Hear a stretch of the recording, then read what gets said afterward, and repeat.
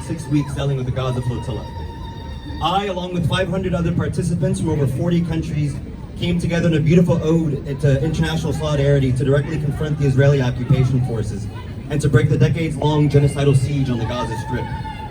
For weeks we trained, preparing ourselves physically and psychologically to confront the IOF, a military whose origins can be traced back to the Zionist terror gangs that carried out massacres during the Nakba, that ever-unfolding moment of death and theft that created the state of Israel and maintains its existence to this day. We didn't make it to Gaza. Instead, on the 18th of May, we were attacked by the IOF near the west coast of Cyprus. My friends and I spent days in squalid conditions aboard an Israeli prison ship where we had guns pointed at us at all hours. Some of my friends were even shot. We were eventually brought to the port of Ashdod, where a carnival of carnage commenced. Within hours, I was physically, psychologically, and sexually abused various times. During one particular instance, I remember my hands being bound behind my back with a zip tie and being carried by 4 IOF soldiers towards a tent. Once thrown into this tent, the flap was quickly closed behind me. All I could hear was the screams of my comrades begging for some semblance of humanity and the Tikva, the Israeli national anthem, blaring on large speakers just outside this tent. When my body hit the floor, as I heard the flap close behind me, as I heard the laughs of the IOF soldiers, I thought to myself, I'm gonna die in this tent. I didn't die. I caught quite the beating, the first of a few, but I didn't die.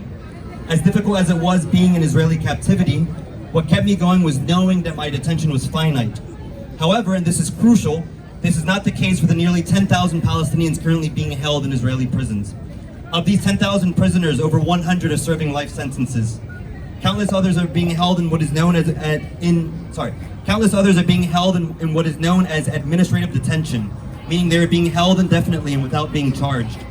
Hundreds of these prisoners are children, many of them women.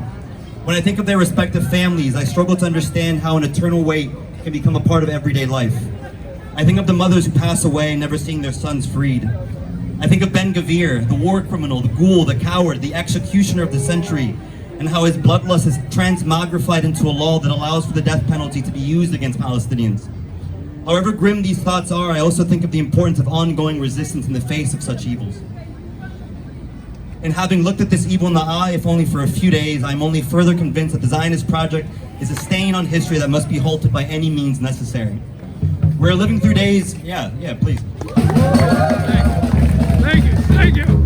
We are living through days in which the genocide in Gaza has fallen from the top of the headlines. Yet the genocide continues to move silently under the auspices of Trump's neo-colonial Board of Peace and a so-called ceasefire.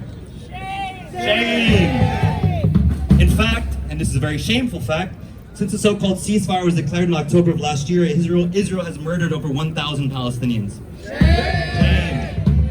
Israel has also continued to spread its policy of genocide in southern Lebanon, where it has killed thousands, destroyed entire towns, and forced hundreds of thousands to evacuate to Beirut, only for Beirut's southern suburbs to be bombed without any rhyme or reason.